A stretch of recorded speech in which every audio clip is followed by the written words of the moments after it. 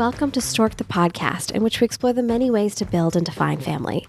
This is Julia, your host, and I'm here to introduce you to Season 4 and to the podcast if you're new to it. This podcast is designed to celebrate families. It's designed to highlight the many voices and the many experiences that people have in saying, you know what, this is what I want for my family life, and going and creating that family, however they choose to do it.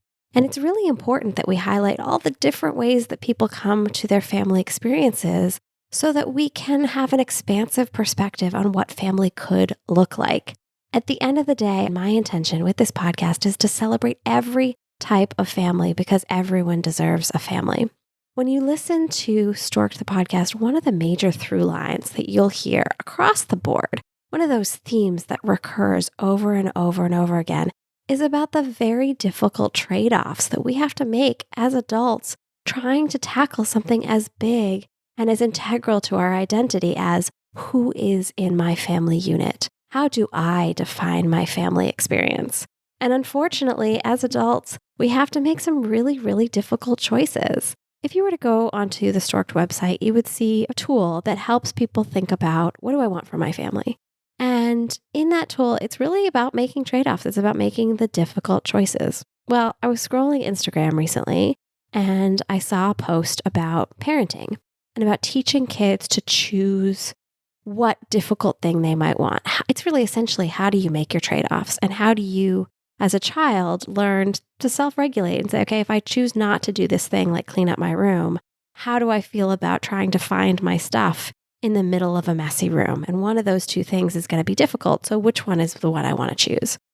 And it's based after a poem, actually, written for adults about the adult life experience, which is so apropos. It's so perfect for Stork'd.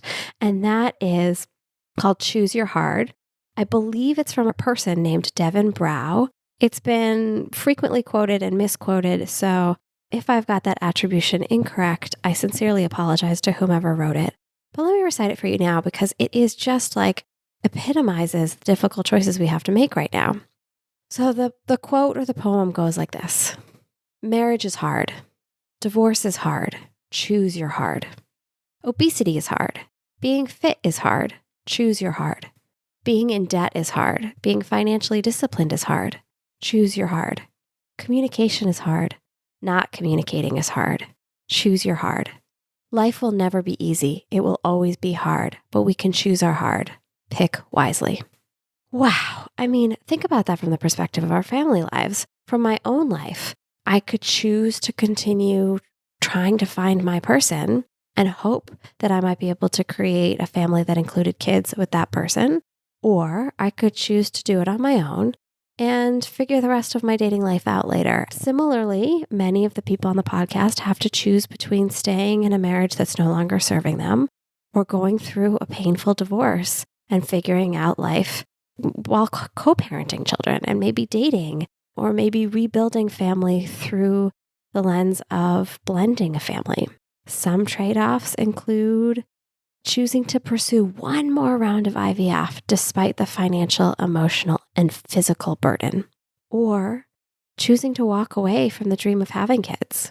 It may be choosing not to have kids and to continually have to defend yourself against your family and friends who don't understand that decision. It may include choosing to never get married or choosing to have a lot more kids than the other people in your life. Sometimes it means walking away from toxic family members. There's so many different trade-offs, so many different hard things that we have to do as adults when we're thinking about our family lives. God, I mean, every episode in this season and all seasons of Stork'd, you're going to hear a pivot point, a moment of transition, a moment in which somebody's life is forever changed because of a choice they made. And in some cases, choices that they didn't get to make. So what's my hard? You can hear in many episodes of this podcast me talk about choosing my hard. I chose the hard path of becoming a solo parent by choice. So a lot of people are asking me what it's like to be a solo parent. I think I'm still processing it. Parenting is difficult no matter which path you take, and solo parenting is especially challenging. I have learned this a couple times, most notably when we recently had COVID, the baby and I. And there is nothing more challenging than snuggling a sick infant 24/7 for 10 days straight. And also, what was challenging for me was going back to work and leaving this intimate, sweet, adorable cocoon of just the two of us that we had built through maternity leave and my slow integration back into the real world. And I'm still struggling to fully integrate myself back into my old life. I will say this, motherhood is more exquisite, more wonderful, more joyful, more everything than I ever expected. And I had put a lot of expectations into this basket because I'd been wanting and craving and needing and hoping for it for so long. And it's amazing that hope, that yearning, that pain of not having something that you want sticks with you long after you get it. I was just in a meeting this week, actually, talking to people about a particular maternity brand that I have a lot of respect for.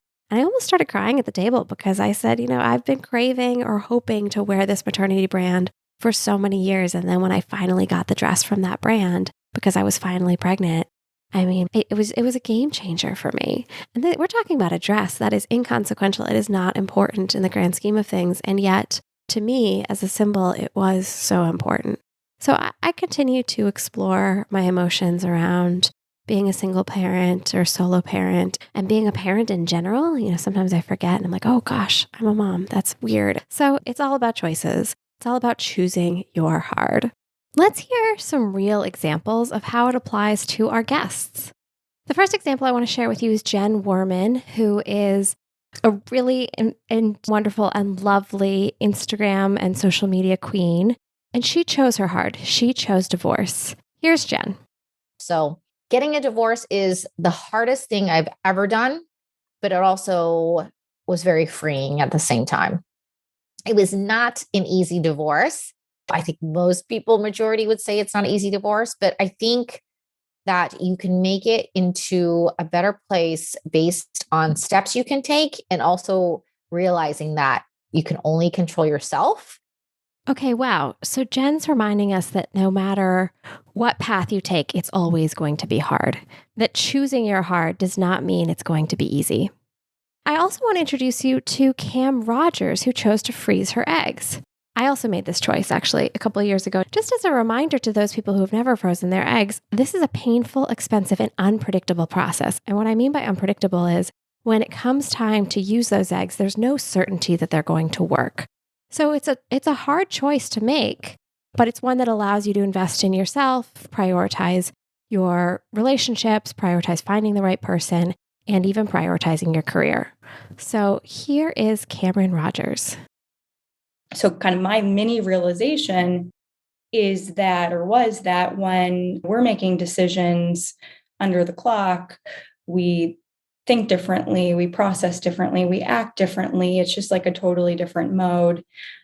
I personally didn't want to be of that mindset and mode given where I am now, both personally and professionally. Like, I think I'm my best self yet, and I want to be able to make decisions with clarity and without this silent, I'll go as far as to say overpowering buzzer in the background. Key for me was the option. I wanted the option.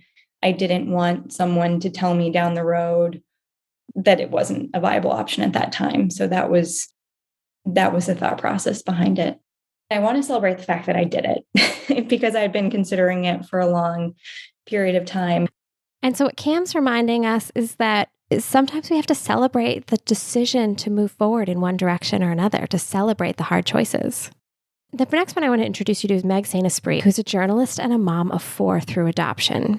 And specifically, the hard that they chose was to have open adoptions for all 4 and to have a big integrated open family relationship with all of the kids' first families or birth families. Here's Meg. We built our family solely via adoption, no biological kids. And our adoptions are open adoptions as well. And just, I guess, for a little background. So our 10-year-old and our 3-year-old are biological siblings. So they have the same birth mother. And then our twins obviously have the same birth mother. So we have 2 other moms in our kids' lives, and then extended family, cousins, aunts, uncles, birth dads, all of that are maybe less heavily involved, but are within our circle. So, I mean, for us at first, it was like, sure, we'll meet with you. This has been shown to be good for kids. We've seen the statistics. We know that adult adoptees would prefer open adoption. Check that list as inexperienced people with no children. And I think over time, we just realized we enjoyed it too. I mean, seeing our kids with their other siblings that are not with us. All of our kids have siblings, different numbers, different ages that are not in our home. Seeing them with cousins, seeing them with their first moms, seeing them with their grandmothers, aunts and uncles.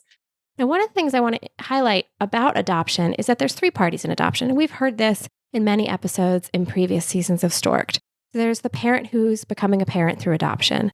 There is the first family who is presumably and hopefully making the choice to place their child for adoption. And I say presumably and hopefully because not everyone really has that choice, but in an ideal situation, it is an informed, consensual choice that an adult makes. And then the final is the child placed for adoption, and they're the only ones in that trifecta who actually don't have a choice. Which brings me to the complicated thing about choosing your hard, and sometimes it's circumstantial. Sometimes there are those things in our lives that we don't have control over that happen to us. Here's an example. Chelsea London Lloyd, who is an actress and a comedian, talks about watching a parent deteriorate due to a terminal illness, due to ALS. I don't think I consciously thought about his death as much as I thought about his differences, right? So it was just like, he looks weird, he's acting weird. And, then he couldn't drive, then he couldn't do this, then he couldn't shower, then he couldn't move, then he's in a wheelchair, then he moves to a care home. Like all of these differences in these things forced me to think about mortality subconsciously, and then consciously forced me to think about the fact that life is short. And I wasn't able to emotionally communicate with someone about my feelings because it's like, okay, well, my dad is like over there paralyzed, and then my mom's in whatever chemo. And lastly, I feel that seeing things through a comedic lens was a way for me to cope that I would use because I didn't feel like I had another choice. So here Chelsea's talking about when things are thrust upon you, how do you cope? And then, of course, there's discovering that you have donor-conceived siblings or are yourself donor-conceived, as in the case of Sydney Sharon and Louise McLaughlin.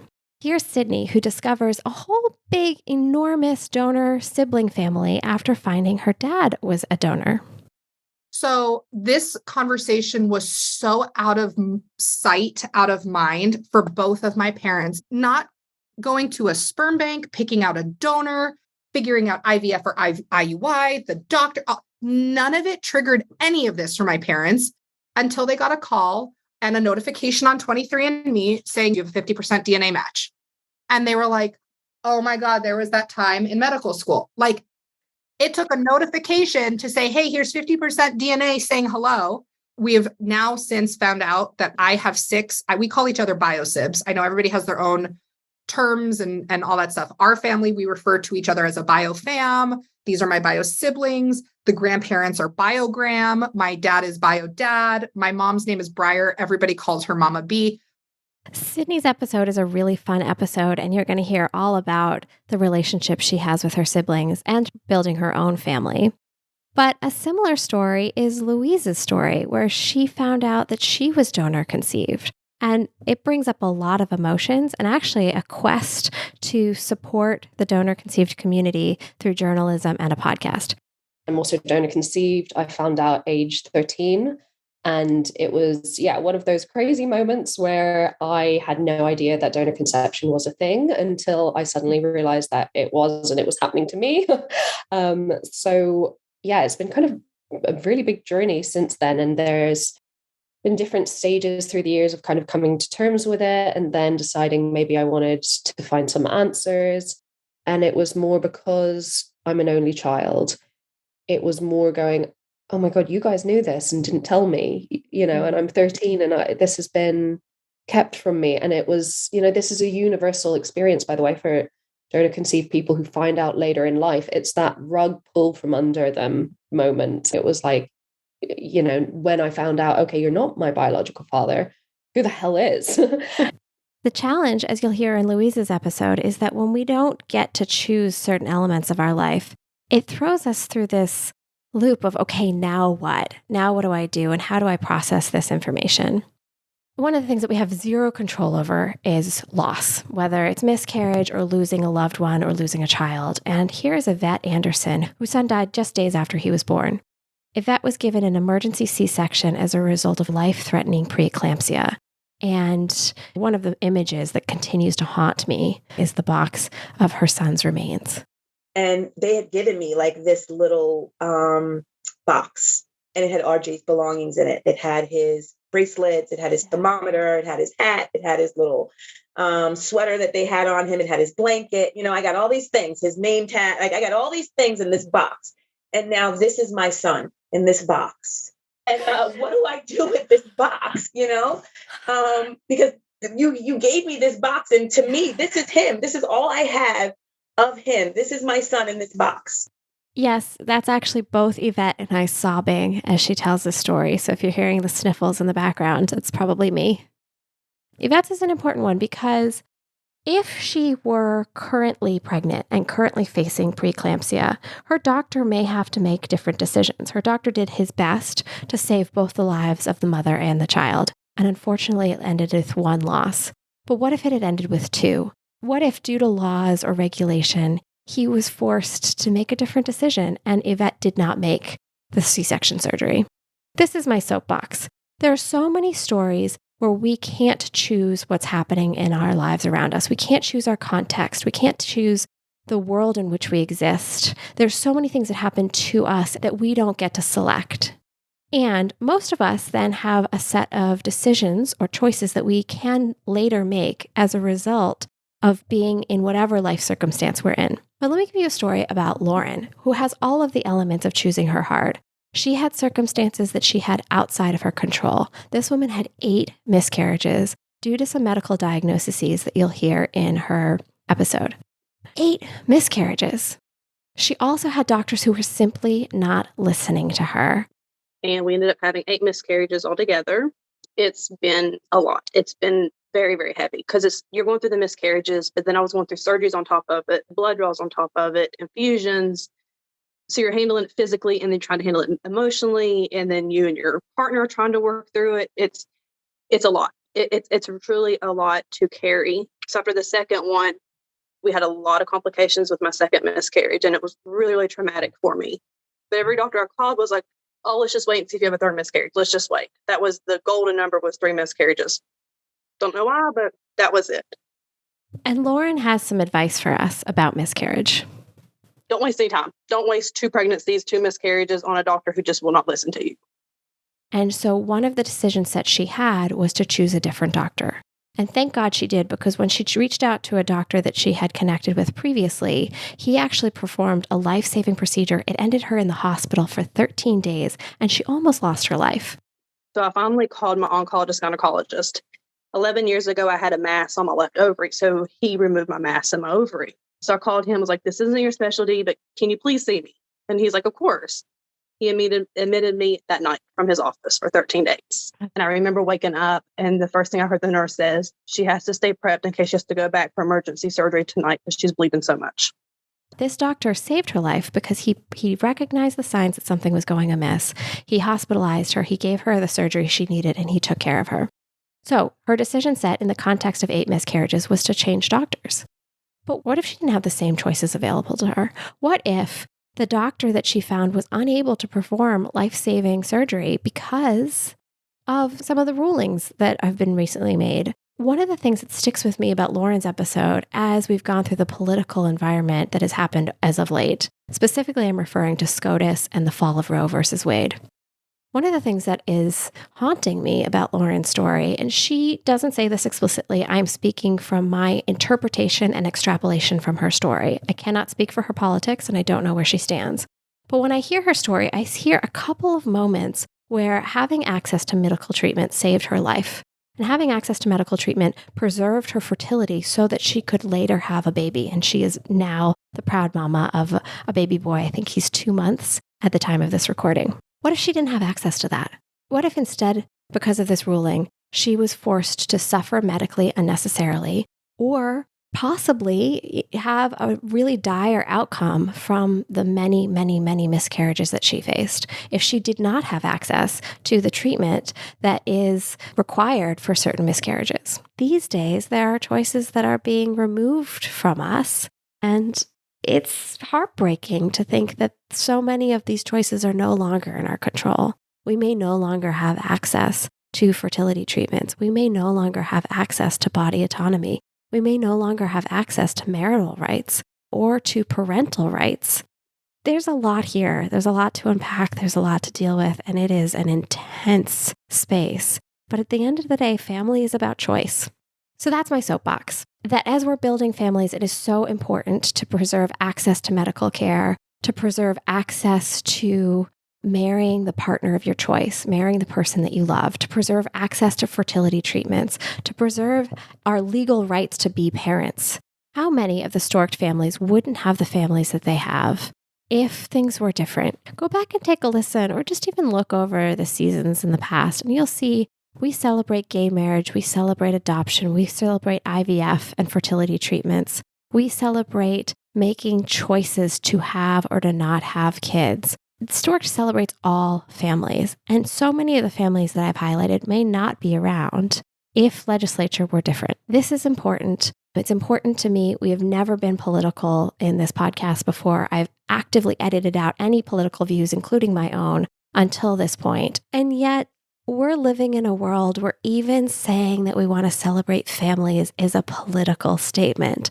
Now we live at a time where we can no longer be silent, particularly if we want to build and support families, which is what this podcast does. It celebrates all families. So back to choosing your hard. There is one piece of advice I'd like to leave us with from Dr. Ben Dixon, who is a fertility doctor with Kindbody. And here she is talking generally about fertility, but I think you can extrapolate it to almost anything about choosing your hard. Don't make a decision and feel like, okay, I feel guilty and horrible. Did I make the wrong decision? You're going to have to just make a decision at some point. But part of that is knowing that in a month from now, you could be in a different place. In a year from now, you could be a different place. And it is a iterative process, and that you will go back again, potentially again, as life changes, as your goals changes, as your circumstance change. So these are just a few of the episodes that you're going to hear in Stork'd season 4. Which brings me to the podcast. It's interesting. I started the podcast thinking about, cool, what are the things that drive us, and what are our values, and what makes a family? And now I'm coming to this point of, my God, isn't it amazing to look at how human beings make choices? You're going to hear, if you have been following along with us for some time, a little bit of a difference this season. And one of the things that is different is that we're going to release episodes every week rather than in a big batch. And it was previously important to me that we have all the episodes launch for a season at the same time so that you could take a step back and look at the diversity of voices and the diversity of experiences and say, wow, there are so many ways to create a family. We all have a family and they're all beautiful. So I think the message is clear. We've got 3 seasons of history to say, gosh, there's a lot of ways to create a family. And now we're going to have the episodes launch every week. Let's see how it goes. Let's see how it feels. One other thing I have to mention is that this is the first sponsored season. In the past, we had a couple of corporations that wanted to promote us or support us in various ways.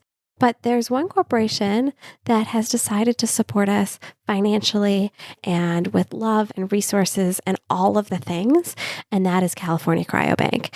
And it's really important to me that this isn't just some random company that's supporting Stork'd. It is the literal company who had the sperm donor that I used. And that was a very, very, very lucky coincidence that I was able to meet the people for California Cryobank. And the other thing you're going to hear in this season, and this is a great and painful disappointment to me, is there's not a single male voice. Not a single male voice. It has always been hard for me to encourage the men who have wonderful stories to share, to come out of the woodwork and to get their voice on record. We've had all of those stories in the past. We've had the male voices, but they are few and far between. And I don't understand why men don't feel as comfortable talking about the experience of building a family, the experience of having a family, the experience of being in community with people. I don't understand why that's so taboo. So, men, if you're out there, you want to share your story, please let us know, because your voice is equally as important. So these are just a few of the episodes that you're going to hear in Stork'd Season 4. I am so grateful to the wonderful guests that we've had on this season, and it's really a beautiful season. So I hope you enjoy. I hope these little clips have excited you about this season and inspired you to tune in. If you like what you heard, please don't forget to sign up for our newsletter. It comes out weekly. There's a lot of great content about family building generally, and about our guests. If you like the podcast, don't forget to like, rate, and review us on anywhere you find podcasts, Apple, Spotify, etc. Those ratings and reviews go a very, very long way. And then don't forget to share this with a friend, because you never know who might enjoy a Stork'd story. Thank you for listening. Thank you for listening to Stork'd with your host, Julia Carroll. This podcast is changing the conversation around the ways people define and create family. If you like what you hear, please support us by sharing with friends and following on Instagram at Stork'd_podcast. We also always appreciate it when you rate and review us wherever you listen to your favorite podcasts. For more information, visit storkedpodcast.com to sign up for our newsletter. That's STORKD podcast.com.